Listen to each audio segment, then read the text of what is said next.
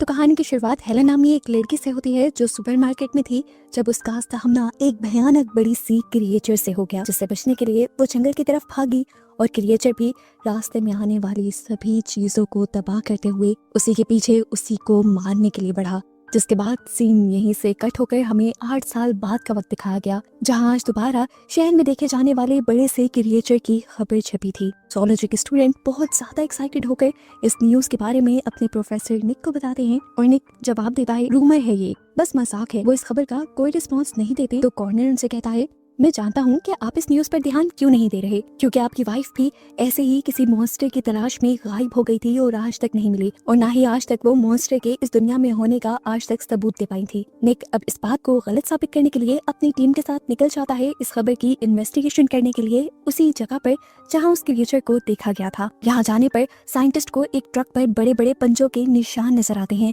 और यहीं पर जंगल की फेंस भी उन्हें टूटी हुई मिलती है, और ये चीजें निक को भी सोचने पर मजबूर कर देती हैं कि हो सकता है कोई बड़ी क्रिएचर अभी भी इस दुनिया में एग्जिस्ट करती हो, जिसे पहले 8 साल पहले देखा गया हो, और उसी क्रिएचर के बारे में उसकी वाइफ साइंटिस्ट हेलन भी इन्वेस्टिगेट करने आई थी, फिर उनका आज तक सुराग न मिला। वो सोचता है कि हो सकता है उसी क्रिएचर ने हेलन को निगल लिया हो, इसीलिए आज तक उसकी बॉडी का भी सुराग नहीं मिला था। अब सीन कट होकर हमें एक zoologist एबी को दिखाया जाता है जो कि रेप्टाइल्स पर रिसर्च करती है। उसके नेबर का एक बच्चा उसे अपने घर लेकर जाता है और उसे बताता है कि उसने जंगल में से एक अजीब किस्म की लेजर्ड को पकड़ा है। एबी उसे देखने के लिए बहुत ज्यादा एक्साइटेड थी और जब इन्होंने जाकर उस लेजर्ड को देखा तो एबी हैरान भी हो गई, क्योंकि ऐसे लेजर्ड उसने आज से पहले कभी नहीं देखी थी। इस लेजर्ड के पास कुछ पंख भी थे। एबी इस लड़के से कहती है, मुझे उस जगह पर लेकर जाओ जहाँ पर तुम्हें जंगल में ये लेजर्ड मिली थी। जब ये लोग जंगल में पहुंचते हैं तो ये देखकर डर जाते हैं कि वहाँ पर एक लोमड़ी का बुरी तरह शिकार करके किसी ने उसे दरख्त से लटका दिया था। इस जगह पर अजीब सा कोहरा फैला हुआ था और यहाँ आते ही एकदम से इस लड़की के हाथ से वो लेजर्ड बाहर निकलकर उड़ने लग जाती है। अभी इस लेजर्ड को पकड़ने के लिए इसका पीछा करने लग जाती है, जबकि बेन यानी वो छोटा बच्चा जो उसके साथ आया था वो यहाँ पर छुपे हुए एक पोर्टल को देखता है और हैरान हो जाता है। इस पोर्टल के अंदर क्या था ये जानने के लिए वो इस पोर्टल के अंदर भी चला गया। इस पोर्टल के दूसरी तरफ एक बहुत ही हसीन दुनिया थी, इस दुनिया से बिल्कुल मुख्तलिफ, और उसी दुनिया में वैसे ही सारी लेजर्ड्स उड़ रही थी जैसी एक लेजर्ड उसके पास भी थी। यहाँ बाहर एबी को अब तेजी से जमीन हिलती हुई महसूस होती है। वो डर जाती है। इससे पहले कि वो कुछ और कहती उसे सामने के तालाब में एक बहुत बड़े से क्रिएचर की रिफ्लेक्शन नजर आती है। देखने पर ये क्रिएचर किसी डायनासोर जैसी लग रही थी। दूसरी तरफ अब हमें बेन को दिखाया जाता है जो किसी चीज से बचते हुए भागकर जल्दी से अपने घर आकर अपने रूम में छुप जाता है। उसे एहसास था कि कोई बड़ी सी चीज उसका पीछा कर रही है, और जैसे ही उसने सामने विंडो में देखा तो ये बड़ी सी क्रिएचर डायनासोर जैसी उसका पीछा कर रही थी, और उसे पकड़ने के लिए वो उसकी विंडो तोड़कर भी उस पर हमला करने की कोशिश करती है। अपने आप को बचाने के लिए बेन अपने हाथ में आने वाली हर चीज से उस मॉन्स्टर के ऊपर हमला करता है, और आखिर वो मॉन्स्टर उससे दूर भाग ही जाता है। दूसरे सीन में अब हमें जंगल में फंसे एबी को दिखाया गया था जिसके पीछे वही बड़ी सी क्रिएचर पड़ चुकी थी। एबी अभी ये बात नहीं जानती थी कि ये बड़ी सी क्रिएचर उस पोर्टल में से निकली है।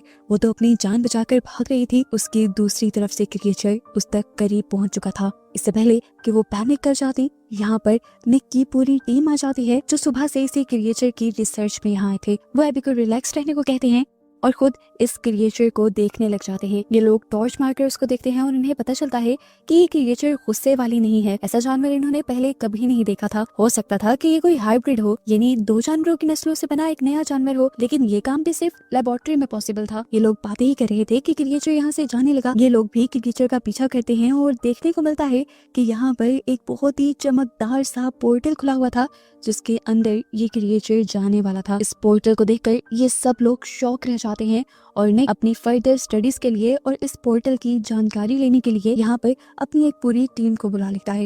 ये पोर्टल किसी और दुनिया का भी हो सकता था और किसी और टाइमलाइन का भी हो सकता था। इस पोर्टल को देखते हुए निक को थोड़ी उम्मीद बनी थी कि वो लोग पास्ट या फ्यूचर में ट्रैवल कर सकते हैं, जिस चीज पर वो आजकल रिसर्च कर रहा था।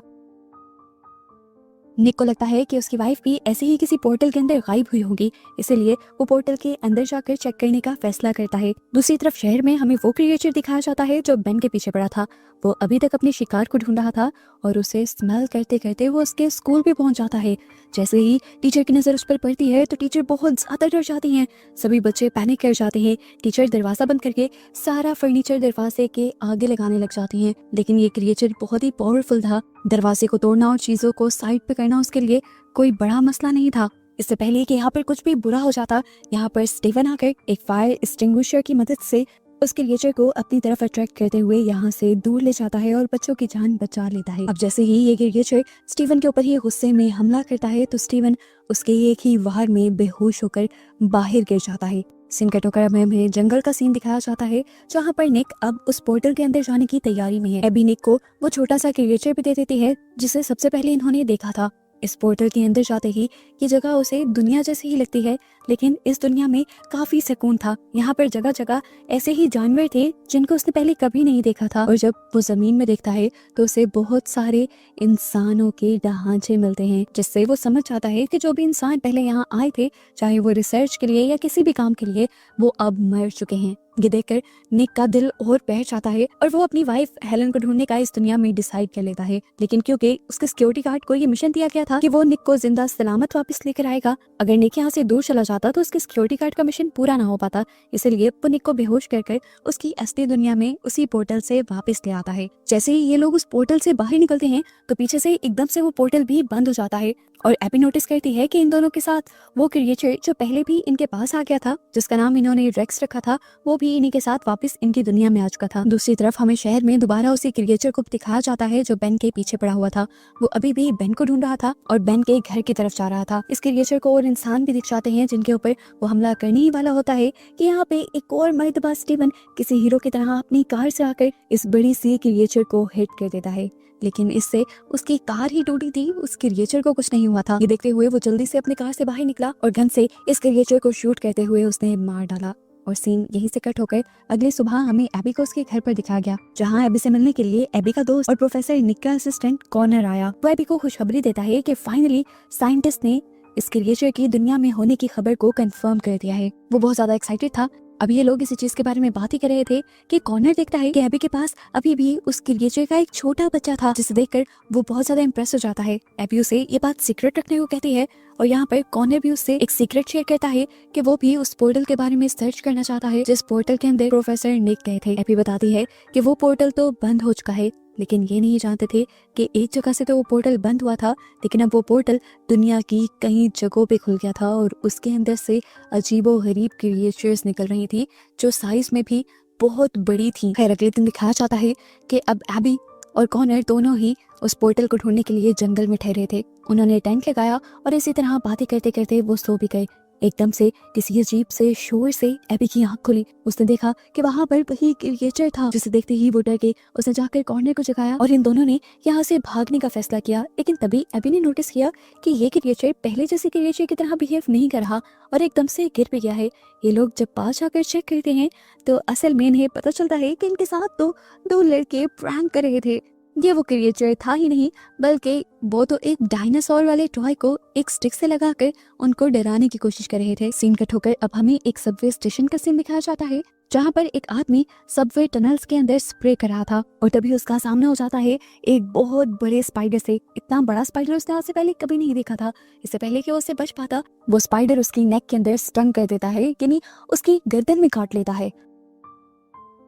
सीन्स दोबारा कॉर्नर और एबी की तरफ शिफ्ट होते हैं, जहां इन दोनों को अब प्रोफेसर निक ने पकड़ लिया था। प्रोफेसर निक इन दोनों को बहुत ज्यादा डांटते हैं क्योंकि इस तरह जंगल में आकर इन दोनों ने सिर्फ अपनी जान को ही खतरे में डाला था। अगर वो क्रिएचर जंगल में खुली होती तो ये लोग आज जिंदा भी ना होते। ये बात सुनते हुए कॉर्नर को भी बहुत ज्यादा दुख होता है और उसे एहसास होता है कि उसने भी एबी की जान को खतरे में डाल दिया था अपने सिर्फ एक एडवेंचर के चक्कर में। इनकी इन्हीं बातों के दौरान निक और उनकी एक क्लीग क्लॉडिया को एक आदमी के बुरी तरह जख्मी होने की खबर मिलती है। ये लोग जब उसे चेक करने के लिए हॉस्पिटल में जाते हैं तो इन्हें पता चलता है कि उसको कोई जहरीली चीज तो काटी है, लेकिन क्या चीज काटी है इसका अंदाजा वो नहीं लगा पा रहे थे क्योंकि इस दुनिया में ऐसा कोई भी बड़ा इंसेक्ट यानी कोई इतना बड़ा कीड़ा नहीं देखा था जो इतना बड़ा डंग मारे। अब मिस क्लॉडिया सिक्योरिटी मैनेजर के पास जाती हैं और उसे कहती हैं कि हमें एक टेक्निकल टीम को रिसर्च के लिए उसी एरिया में भेजना होगा जिस एरिया में ये इंसान काम कर रहा था, ताकि वहाँ जाकर ये लोग उस क्रिएचर को पकड़ कर लेकर आए जिसने इस आदमी के ऊपर हमला किया है, ताकि ये लोग उसका एंटीडोट बनाकर उसका इलाज कर सकें। सिक्योरिटी मैनेजर मान जाते हैं और वहाँ पर एक टीम को भेजा जाता है। अंदर जाते ही इन सबका सामना हो जाता है बेशुमार बड़ी बड़ी स्पाइडर्स से। इंसानों को यहाँ देखते ही एकदम से ये सारी स्पाइडर्स इंसानों के ऊपर जंप करके उनके ऊपर हमला करने की कोशिश करने लग जाते हैं। अपनी जान बचाने के लिए इन सभी को उस टनल से बाहर आना पड़ता है और बाहर आकर निक की टीम निक को बताती है कि अंदर इतने बड़े बड़े स्पाइडर्स हैं जिनको आज से पहले कभी देखा ही नहीं गया। अब इन्हें सस्पेंस भी होने लगा था कि आखिर ये क्रिएचर, ये मॉन्स्टर्स आ कहाँ से रहे हैं। अब प्रोफेसर निक भी खुद ही उसी टनल में जाने की तैयारी करने लग जाते हैं, क्योंकि वो खुद भी देखना चाहते थे कि आखिर वो क्रिएचर्स हैं कैसे। पहले वाली टीम ये तो पता चला कर आ चुकी थी कि ये सारे क्रिएचर्स लाइट से डरती हैं, इसलिए इस मर्तबा ये लाइट्स लेकर गए थे। अपनी लाइट्स के जरिए ये लोग इन स्पाइडर्स को अपने से दूर रखने में कामयाब भी हो जाते हैं और निक इन सबको देख भी लेता है। इस टनल के अंदर इन स्पाइडर्स की तादाद बहुत ज्यादा थी। यहीं पर सर्च करते करते एबी को अब वैसा ही पोर्टल दिख जाता है जैसा पोर्टल उसने जंगल में देखा था, और ये लोग समझ जाते हैं कि ये स्पाइडर्स भी इसी पोर्टल में से निकल कर आ रही थी। अब ये लोग और इस पोर्टल को देख ही रहे थे कि इसके अंदर से एक और बहुत बड़ा मॉन्स्टर निकल आया। ये एक जाइंट सेंटीपेड था जिसके ऊपर के टेंटिकल्स इतने बड़े थे कि उसमें वो किसी भी आदमी को लपेट सकता था। इससे पहले कि वो एबी के ऊपर हमला कर देता, स्टीव यहाँ से कोई चीज उठाकर इस सेंटीपेड के सर पर मारता है और ये दोनों बचने के लिए यहाँ से भागते हैं। इतने में निक भी यहाँ आकर इतने बड़े सेंटीपेड को देख लेता है। इससे बचने के लिए ये लोग अब दूसरे रूम में तो आ गए थे जहाँ का निक ने दरवाजा भी बंद कर दिया था, लेकिन अब इनकी बदकिस्मती कि इन्हें पता चला कि इस टनल के बाकी सब एग्जिट बंद है। एक वही रास्ता खुला है जहाँ से ये लोग आए थे और वहाँ पर बड़े बड़े सेंटीपेड जैसे क्रिएचर हैं। जहाँ पर निक बंद हुआ था, स्टीव उसे बचाने के लिए यहाँ पर एक फायर सिलेंडर लेता है और उससे इस क्रिएचर को जलाकर यहाँ से उसके पोर्टल में वापस भेजने की कोशिश करता है, लेकिन ये क्रिएचर अपना एक ही टेंटिकल मारते हुए उसके हाथ से सिलेंडर ही उस पोर्टल से दूसरी तरफ फेंक देता है और फिर स्टीव के ऊपर भी हमला कर देता है। थोड़ी देर बाद निक जब फील करता है कि दूसरी तरफ का शोर कम हो गया है तो वो चेक करने के लिए आया। यहाँ पर स्टीव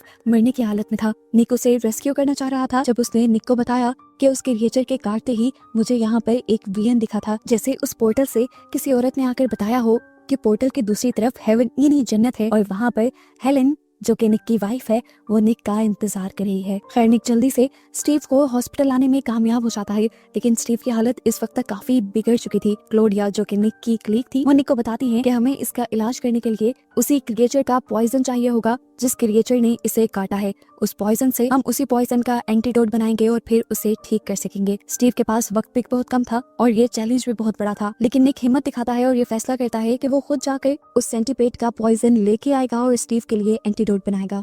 ये लोग दोबारा उसी टनल में जाते हैं और इनकी किस्मत अच्छी थी कि इन्हें सेंटीपेड उसी टनल में मिल जाता है। वो एक दीवार के अंदर बने होल के अंदर छुपा बैठा था। निक भी इसी होल के अंदर जाने वाला था, हालांकि वो जानता भी था कि इस तरह करने पर उसकी अपनी जान को खतरा हो सकता है, ये क्रिएचर उसे भी मार सकता है। ये लोग जब उस होल से निकलकर दूसरी तरफ गए तो इन्हें पता चला कि दूसरी तरफ एक बिल्डिंग थी जो अंडर कंस्ट्रक्ट थी। यहाँ पर जाकर निक बहुत ही बहादुरी से इस सेंटीपेड के आगे खड़ा हो जाता है, क्योंकि वो जानता था कि सेंटीपेड उसे देखकर जरूर उसे स्टंग करेगा, यानी उसे डंग मारेगा। इस टाइम उसने अपनी जैकेट के अंदर ही कुछ कंटेनर्स लगाए हुए थे और जब सेंटीपेड उसे डंग मारता है तो उसका सारा पॉइजन निक की जैकेट के अंदर इकट्ठा हो जाता है। इनका मिशन पूरा होते ही निक को छुड़वाने के लिए दूसरी तरफ से रायन इस सेंटीपेड के ऊपर गोलियों से हमला करता है और जैसे ही ये सेंटीपेड तड़प कर साइड पे हुआ तो वो एक मेन स्विच से जा लगा, जहाँ पर स्पार्किंग होते ही उससे हाई वोल्टेज करंट लगा और आखिर वो मर गया और ये लोग पॉइजन लेकर वापिस आ गए। जल्दी से पॉइजन से एंटीडोट बनाया गया और उसे स्टीवन का इलाज किया गया। आखिर स्टीवन होश में भी आ गया, लेकिन अभी भी निक का सारा ध्यान स्टीवन की उन बातों पे था जो उसने जख्मी हालत में की थी। निक सोच में पड़ गया था कि क्या उस टाइम स्टीवन हेलुसिनेट कर रहा था या सच में पोर्टल से निकलकर उसे हेलन दिखी थी। वो अभी भी इसी कश्मकश में था कि क्या उसे अपनी वाइफ हेलन को ढूंढने के लिए उस पोर्टल के अंदर जाना भी चाहिए या नहीं। अब सीन कट होकर इस सीन से बिल्कुल डिफरेंट सीन दिखाया जाता है। यहाँ पर हम एक कपल को देखते हैं जो अपनी स्विमिंग ट्रेनिंग कर रहे थे। इसी स्विमिंग पूल के अंदर से अचानक एक मगरमच्छ निकलता है जो ऊपर से जंप करते हुए लड़के को ही हवा में निगल लेता है और ये देखते हुए उसकी पार्टनर एकदम से शॉक में रह जाती है। यहाँ पर वो मगरमच्छ उस लड़की के ऊपर भी हमला करने की कोशिश करता है, लेकिन वो लड़की बच जाती है। इन्वेस्टिगेशन के लिए जब टीम यहाँ पर आती है तो उन्हें लगता है कि डियानी के पार्टनर की मौत के पीछे डियानी खुद है, क्योंकि इस फैसिलिटी के अंदर कोई भी किसी भी किस्म का जानवर होना नामुमकिन था। जबकि डियानी ने सबको यकीन दिलवाने की कोशिश की कि यहाँ पर एक बहुत बड़ा सा मगरमच्छ आ गया था जिसने उसके पार्टनर को खाया था। अब ये खबर सुनकर निक और उसकी टीम अगले दिन यहाँ पर पहुँचते हैं और उन्हें सारा मामला समझ आ जाता है कि यहाँ पर भी जरूर एक पोर्टल खुला होगा जिसके अंदर से वो क्रिएचर निकला होगा और उसी क्रिएचर ने उस लड़के को खाकर वो क्रिएचर अपने घर वापस चला गया होगा। इसीलिए इस जगह पर कोई भी साइन उसका नहीं मिल रहा। अब क्लॉडिया जो ये बात सारी समझ गई थी, वो अब अपने सिक्योरिटी चीफ के पास जाती है, उन्हें वो ये सारा मामला बताती है और डैनी को उसके उस गुनाह की सजा ना देने को कहती है जो उसने किया ही नहीं था। लेकिन यहाँ पर ये आदमी क्लोडिया को जवाब देता है, हम ऐसा कुछ नहीं कर सकते जैसा तुम चाह रही हो, क्योंकि अगर हमने उस लड़की को अरेस्ट ना किया तो वो दुनिया वालों को उस क्रिएचर और उन पोर्टल्स के बारे में सब कुछ बता देगी और ये खबर अभी हमें हाइड ही रखनी है।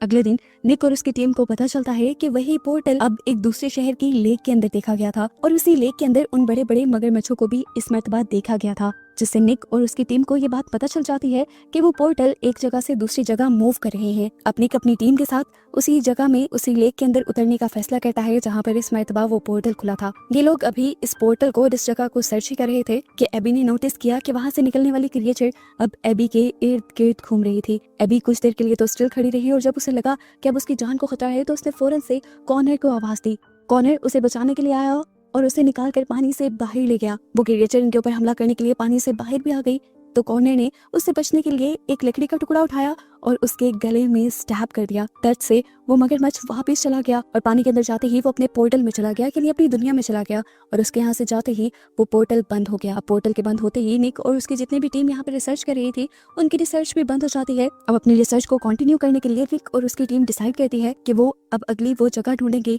जहाँ पे ये पोर्टल खुलेगा। फाइनली इन्हें जल्दी उस जगह का पता चल जाता है जहाँ ये पोर्टल दोबारा खुला था। निक ने इस मर्तबा उस पोर्टल में जाने का डिसाइड कर लिया था। रायन निक के साथ एक रस्सी बांध देता है कि अगर जरूरत पड़ी और उन्हें लगा कि निक किसी खतरे में है तो वो रस्सी के जरिए निक को बाहर खींच लेंगे।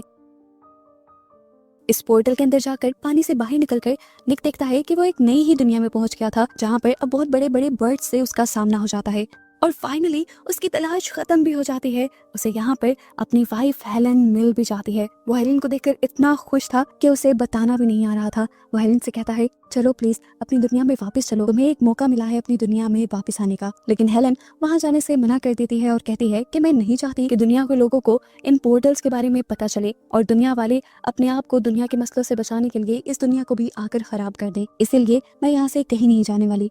लेकिन वो यहाँ निक से कहती है कि तुम मेरे साथ रह सकते हो, यहाँ पर ये दुनिया बहुत अच्छी है। हेलन उससे वादा करती है कि मैं तुम्हें यहाँ पर हर वो चीज दिखाऊंगी जिसे मैंने यहाँ पर डिस्कवर किया है। लेकिन निक उसे मना कर देता है। वो कहता है कि उस दुनिया में मैंने जो कुछ भी बनाया था वो तुम्हारे लिए बनाया था, तुम्हारे साथ रहने के लिए बनाया था और अब मैं उन चीजों को नहीं छोड़ना चाहता। तो इस टाइम हेलन उससे कहती है, ठीक है तो तुम अपनी टाइमलाइन में वापस चले जाओ, मुझे तुम्हारे साथ नहीं जाना।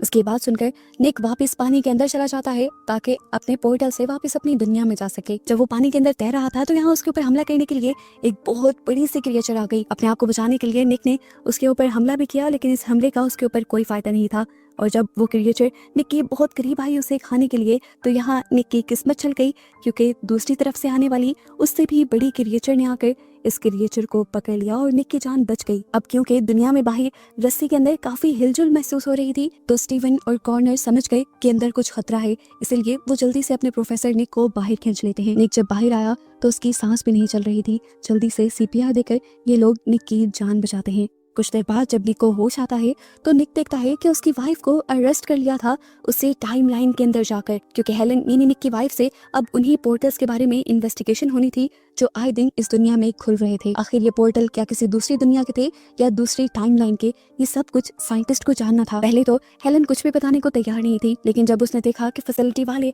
उसे इस तरह कैद कर लेंगे तो वो उनके साथ कुछ डील करती है कि अगर वो उन्हें कुछ इन्फॉर्मेशन दे देगी तो ये लोग उसे आजाद छोड़ देंगे।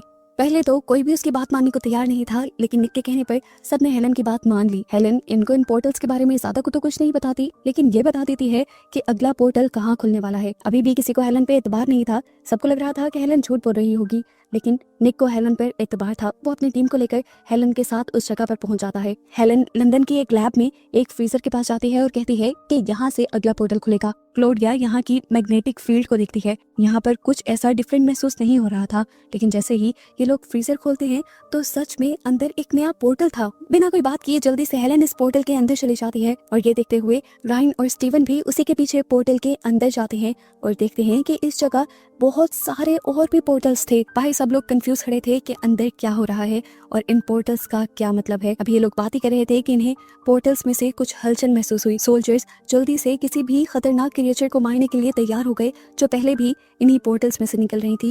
लेकिन इस मर्तबा इस पोर्टल में से एक छोटा सा बर्ड निकला था जो इन लोगों को अपने लिए खतरा नहीं लगता। ऐसे ही बहुत सारे बर्ड्स आ जाते हैं जिन्हें कुछ लोग चुराने की भी कोशिश करते हैं ताकि सभी लोगों को दिखाया जा सके। लेकिन निक कभी ऐसा नहीं चाहता था कि आम लोगों को इन पोर्टल्स के बारे में या इन बर्ड्स के बारे में कुछ पता चले, इसीलिए वो बर्ड्स को पोर्टल्स के पास लेकर जाता है ताकि वो पोर्टल के जरिए वापस चले जाएं। लेकिन एक बर्ड पोर्टल में जाने से पहले ही मर जाता है। सब हैरान थे क्योंकि पहले जो कोई भी इस पोर्टल के अंदर जा रहा था उसे कुछ नहीं हो रहा था, पर अब सब बदला बदला सा था। इसकी मौत की वजह क्या हो सकती थी? निक इसे जानने के लिए उसका ऑपरेशन करने लग जाता है और निक को उसकी बॉडी के अंदर से एक पैरासाइट मिलता है जिसने उसकी जान ले ली थी। ये क्रिएचर यहाँ से मूव करने लग जाता है। एक आदमी इस क्रिएचर को मारने की भी कोशिश करता है लेकिन निक उसे मना कर देता है। अब एबी और स्टीवन मिलकर इस क्रिएचर को पकड़ लेते हैं और इस पर रिसर्च शुरू कर देते हैं। इस पर रिसर्च करने पर पता चलता है कि इस पैरासाइट के अंदर ऐसी ताकत थी जिसकी वजह से ये जिसकी भी बॉडी के अंदर जाता है उसके इंटरनल ऑर्गन्स को जख्मी कर देता है और उसके नर्वस सिस्टम पर अपना कंट्रोल भी हासिल कर लेता है। सीन कट होकर हमें टॉम नाम के एक लड़के को दिखाया जाता है जिसके हाथ वो बर्ड लग गया था जो उस पोर्टल से निकला था। वो इस बर्ड को लेकर अपने घर आ गया और उसने इस बर्ड के बारे में सर्च करना शुरू किया। उसे पता चला कि इस बर्ड का नाम डोडो है, लेकिन डोडो साइज पे काफी छोटे होते हैं और ये डोडो तो काफी बड़ा था। अभी वो ये सर्च कर रहा था कि एकदम से इसी डोडो ने आकर उस लड़के के हाथ पर हमला कर दिया और उसके हमला करते ही टॉम की हालत बहुत ज्यादा बिगड़ने लगी। उसका जिस्म अब नीला पड़ने लगा था। वो जल्दी से अपनी जान बचाने के लिए खुद ही हॉस्पिटल जाता है और हॉस्पिटल में वो फील करता है कि कोई चीज उसकी गर्दन के अंदर चल रही थी। ये वही पैरासाइट था जिसके बारे में निक ने लैब में रिसर्च की थी। इसी क्रिएचर के काटने के बाद ही एक मर्तबा टॉम ने अपने दोस्त पर भी हमला करने की कोशिश की थी, लेकिन फिर उसने जल्द ही अपने आप पर काबू पा लिया था, जिसका साफ मतलब था कि एक क्रिएचर किसी के सोच और दिमाग को भी अपने कंट्रोल में ले सकती है। अब टॉम का दोस्त जाकर क्लॉडिया को उस बर्ड के बारे में बता देता है जो टॉम ने अपने घर में रखा हुआ था। निक और उसकी पूरी टीम उसी बर्ड को ढूंढने के लिए टॉम के घर आ जाती है और इन्हें टॉम के घर पर वो बर्ड मरा हुआ मिलता है। यहाँ पर हमें टॉम को हॉस्पिटल में दिखाया जाता है जिसका अब सिटी स्कैन हो चुका था। सिटी स्कैन के अंदर उस पैरासाइट को देख लिया गया था और डॉक्टर टॉम को बताते हैं कि उसकी फौरन से सर्जरी करनी पड़ेगी। ये सुनकर टॉम को पता नहीं क्या होता है कि वो डॉक्टर के ऊपर ही हमला कर देता है और डॉक्टर को काट लेता है। जैसे ही टॉम को होश आता है तो वो अब पैनिक हो चुका था। उसे समझ नहीं आ रही थी कि वो ये सब कर क्यों रहा है। अपने आप पर कंट्रोल पाने के लिए वो बाथरूम में चला गया। अब उसे अपने सवालों के जवाब जानने थे, इसलिए उसने फैसला किया कि वो एबी के पास जाएगा और पता चलाएगा कि ये डोडो आया कहाँ से था, क्योंकि जो उसने रिसर्च की थी उसके मुताबिक उसे पता चला था कि डोडो आज से कई हजार सालों पहले एक्सटिंक्ट हो चुके थे, इस दुनिया से खत्म हो चुके थे। एबी यहाँ पर टॉम से कुछ नहीं छुपाती और उसे उस फ्रीजर के पास लेकर जाती है जिसके अंदर से वो पोर्टल खुला था, लेकिन अब फ्रीजर के अंदर वो पोर्टल नहीं रहा था तो टॉम को लगता है कि एबी उसके साथ झूठ बोल रही है। इसी तरह अब टॉम को गुस्सा आ जाता है और वो एबी के ऊपर भी हमला करने के लिए उसके करीब जाने की कोशिश करता है, तो एबी ये चीज भांप लेती है और उससे पहले ही उसके ऊपर एक शेल्फ गिरा देती है। अपनी जान बचाने के लिए एबी तो यहाँ से भाग गई थी, लेकिन अब एबी को पकड़ने के लिए टॉम खिड़की से जंप कर देता है और उसे बाइट करने ही वाला होता है कि यहाँ पर बहुत सारे सोल्जर्स आ जाते हैं। इससे पहले कि ये सोल्जर्स टॉम को मार देते, यहाँ पर कॉर्नर सबको बताता है कि टॉम उन्हीं का क्लास फेलो है। वो टॉम से बड़े ही आराम से एबी को छोड़ देने को कहता है और खुद उससे बात करने का फैसला करता है। इससे पहले कि कॉर्नर कुछ बात कर पाता, कॉर्नर नोटिस करता है कि टॉम की आंखें एकदम से बदल गई हैं। उसकी आंखों का रंग बदल गया था, उसकी स्माइल बदल गई थी और फिर देखते ही देखते उसने कॉर्नर के हाथों में ही दम तोड़ दिया और वो मर गया। उस पैरासाइट ने टॉम की जान ले ली और इस चीज से कॉर्नर बहुत ज्यादा डिस्टर्ब हो गया।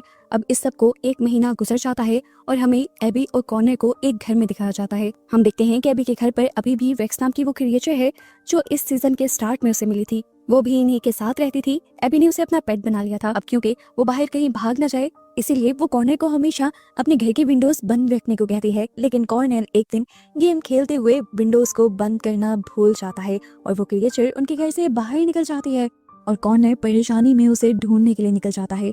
दूसरी तरफ निक को एक आदमी की लाश मिलती है जिसके जिस्म के चीथड़े चीथड़े कर दिए गए थे। साफ जाहिर था कि उसके ऊपर किसी मॉन्स्टर ने अटैक किया था।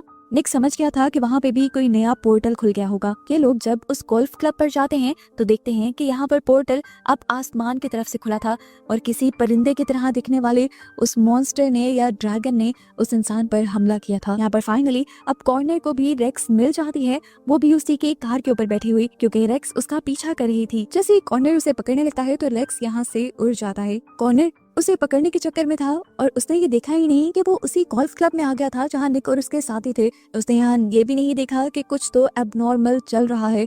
पीछे से निक और एबी उसे आवाज देकर वार्न कहते हैं कि उसके ऊपर कुछ था। कॉनर ने जब ऊपर देखा तो यहाँ पे एक बहुत बड़ा सा बर्ड था जो तेजी से उसकी तरफ हमला करने के लिए बढ़ रहा था। अपने आप को बचाने के लिए कॉनर यहाँ से भागता है तो उसके सामने रेक्स भी उड़ जाती है। कॉनर को बचाने के लिए यहाँ पर सोल्जर्स उस क्रिएचर को मारना चाहते थे, लेकिन निक ने उस क्रिएचर को बचा लिया सोल्जर की गन को साइड पे करते हुए। इस गोली की वजह से वो क्रिएचर बहुत ज्यादा डर गई और ऊपर की तरफ उड़ गई।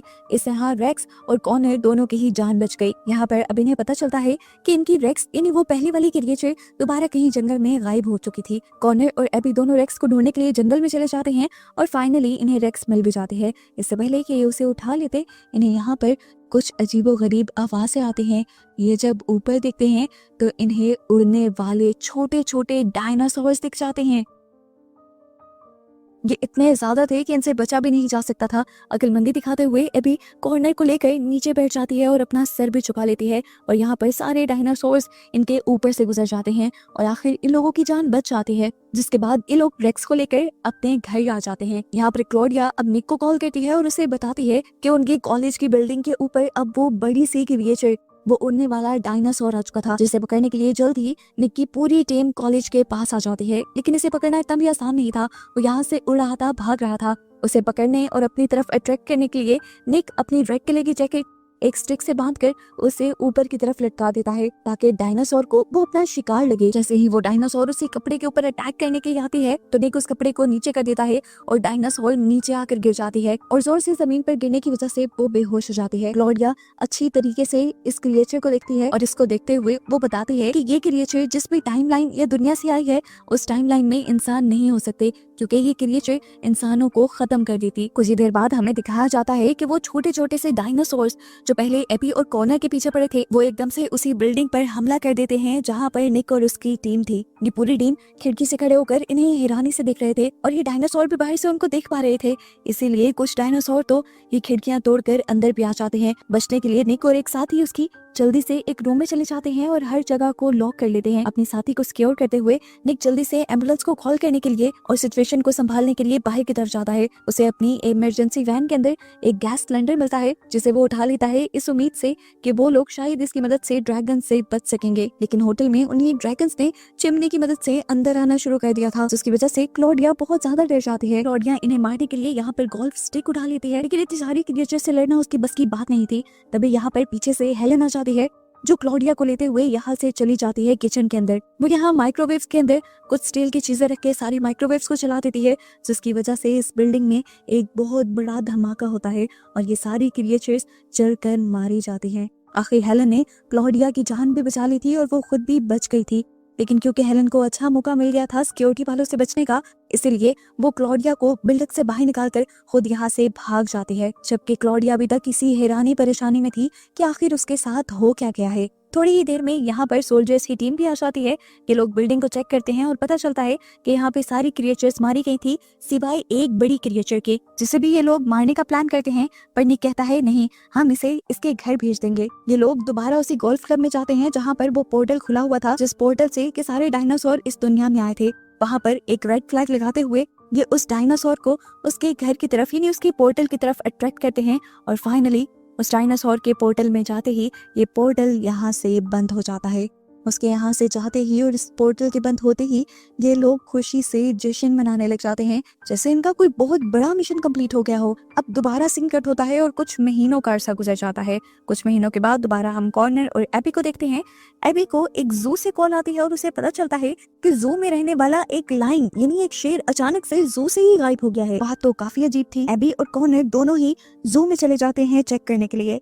यहाँ पर इन्हें शेर के गायब होने का तो कोई सुराग नहीं मिलता, लेकिन शेर के ही कैबिन में कुछ खून के सैंपल्स मिल जाते हैं जिन्हें कॉर्नर इकट्ठा कर लेता है। डीएनए टेस्ट करने पर इन्हें पता चलता है कि ये डीएनए तो इस दुनिया से ताल्लुक ही नहीं रखता, यानी इस दुनिया की किसी भी क्रिएचर का डीएनए उस डीएनए से मैच नहीं हो रहा था। ये और भी ज्यादा डरा देने वाली बात थी। एबी इस चीज को लेकर ज्यादा इसके भी परेशान हो गई थी, क्योंकि पिछले ही दिन उसके बॉस भी गायब हो चुके थे जिनका कोई भी सुराग नहीं मिला था। ऐसे जानवर और इंसान कहाँ गायब हो रहे थे ये भी सोचने की बात थी। इधर ये लोग बात ही कर रहे होते हैं तो दूसरी तरफ हम हेलन को दोबारा इसी दुनिया में इसी टाइमलाइन में देखते हैं। वो जल्दी से निक और उसके साथियों से मीटिंग रखती है और उनसे मदद मांगती है क्योंकि पिछले ही दिन उसकी टाइमलाइन में एक बहुत बड़े मॉन्स्टर ने हमला कर दिया था। वो बताती है कि ये मॉन्स्टर किसी भी पास्ट की टाइमलाइन से नहीं थी क्योंकि सारा पास्ट उसने पढ़ा हुआ था। वो मॉन्स्टर बहुत ही ज्यादा भयानक और अजीब था और हेलन के मुताबिक वो भयानक मॉन्स्टर फ्यूचर से आया था। हेलन को निक और उसके साथियों की मदद चाहिए थी ताकि वो उस मॉन्स्टर को उसकी टाइमलाइन में वापस भेज सकें या मार सकें। यही अब दोबारा हमें जू का सीन दिखाया जाता है जहाँ पर इस टाइम एबी अकेली थी और पूरे जू को देख रही थी।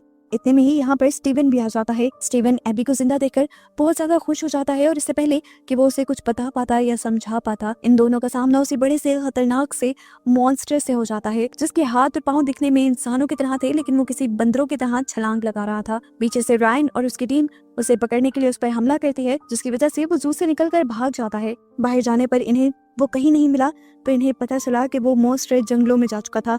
ये सब लोग उसे पकड़ने के लिए जंगलों में जाते हैं और दरख्त के ऊपर इन्हें वो मॉन्स्टर दिख भी जाता है जो बहुत ही तेजी से एक से दूसरे दरख्त के ऊपर मूव कर रहा था। इतनी स्पीड उन्होंने पहले किसी जानवर की नहीं देखी थी। निक कहता है कि अगर हमें इस मॉन्स्टर को अपने काबू में करना है तो हमें बड़े वेपन्स की जरूरत पड़ेगी। इस टाइम यहाँ पर कॉर्नर भी आ चुका था।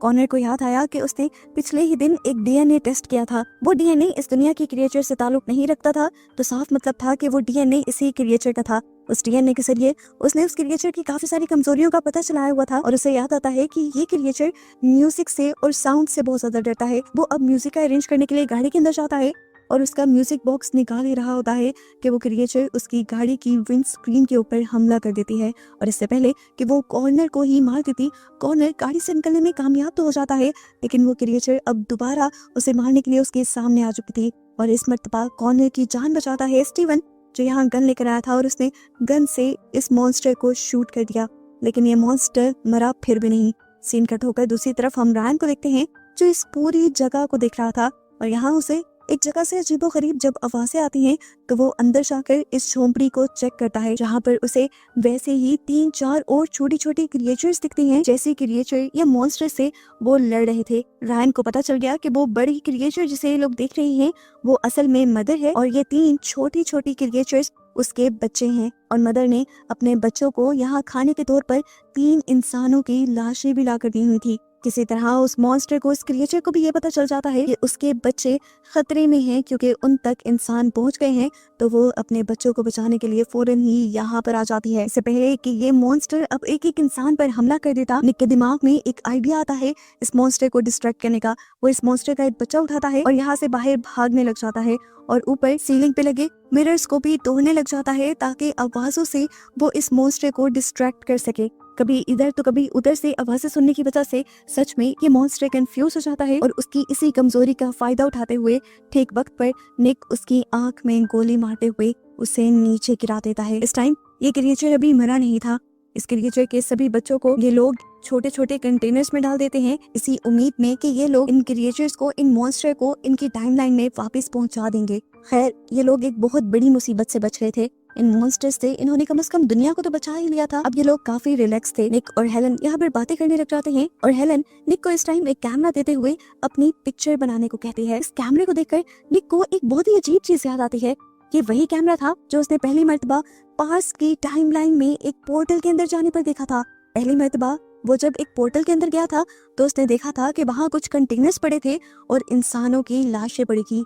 वो कंटेनर्स बिल्कुल सेम ऐसे ही थे जिन कंटेनर्स में इस टाइम इन्होंने इन लाशों को रखा है। ये देखकर वो समझ गया कि वो जिस टाइमलाइन में गया था वो पास्ट की नहीं बल्कि फ्यूचर की टाइमलाइन थी और उन बॉक्स के पास जो ढांचे पड़े थे वो भी किसी और के नहीं बल्कि इन्हीं इंसानों के थे, इन्हीं लोगों के थे, निक और उसकी टीम के थे। अभी निक ये सब सोच ही रहा था कि पीछे से दिखाया जाता है कि वो मदर के लिए रायन के ऊपर हमला कर देती है और देखते ही देखते बाकी लोगों को भी मारना शुरू कर देती है और निक अपनी आंखों से ये देखता रह जाता है। इतनी ही देर में पोर्टल से कुछ और क्रिएचर्स भी निकलती हैं जिनमें से एक निक के ऊपर हमला कर देती है। इससे पहले कि निक को कुछ हो जाता यहाँ पर वो डायनासोर जैसी क्रिएचर आ जाती है जो इस सीजन के बिल्कुल स्टार्ट में दिखाई गई थी। अब वो इस फ्यूचर वाले मॉन्स्टर के साथ लड़ने लग जाती है। दोनों के अंदर थी तो एक बराबर ताकत, ये तो मानने वाली बात थी। अच्छी टक्कर दे रहा था वो छोटा मॉन्स्टर उस डायनासोर जैसे क्रिएचर को, लेकिन डायनासोर भारी होने की वजह से उसको पीछे गिराते हुए उसके ऊपर गिरकर उसे हरा देता है। आखिर को यहाँ वो क्रिएचर मर जाती है और इस तरह निक की जान बच जाती है। यहाँ पर अब निक को एक सबसे बड़ा ट्विस्ट ये पता चलता है कि वो इस टाइम अपनी टाइमलाइन में था ही नहीं। वो इस टाइम एक फ्यूचर की टाइमलाइन में आ चुका था, जहाँ आकर कोई सारी जिंदगी अपनी वाइफ के साथ जी रहा था। असल में वो अपनी वाइफ के साथ एक दूसरी टाइमलाइन में उसे की मदद करने के लिए आया था। अब उसकी वाइफ उसे उसकी टाइमलाइन में लेकर जाती है और यहाँ से सभी लोगों को गुड बाय कहते हुए दोबारा अपने पोर्टल की तरफ चली जाती है। इधर आकर निक देखता है कि पोर्टल के बाहर उसकी पूरी टीम उसका इंतजार कर रही थी, जिन्हें देखकर वो बहुत ही ज्यादा रिलैक्स हुआ। लेकिन इस टाइम उसकी टीम में क्लॉडिया नहीं थी। वो जब अपनी टीम से क्लॉडिया के बारे में पूछता है तो ये सब लोग हैरान होकर पूछते हैं, क्लॉडिया कौन? ये लोग तो क्लॉडिया को जानते भी नहीं थे। और इस चीज से निक पहचान गया कि उसने पास्ट की टाइमलाइन में जाकर कुछ तो ऐसा बदल दिया था जिससे फ्यूचर की सभी टाइमलाइंस चेंज हो गई थी और अब फ्यूचर वो नहीं रहा था जैसा उसने देखा था। यानी अब ये लोग मरेंगे नहीं बल्कि जिंदा रहेंगे। और बस यही सब दिखाते हुए इस सीजन यहाँ खत्म हो जाता है।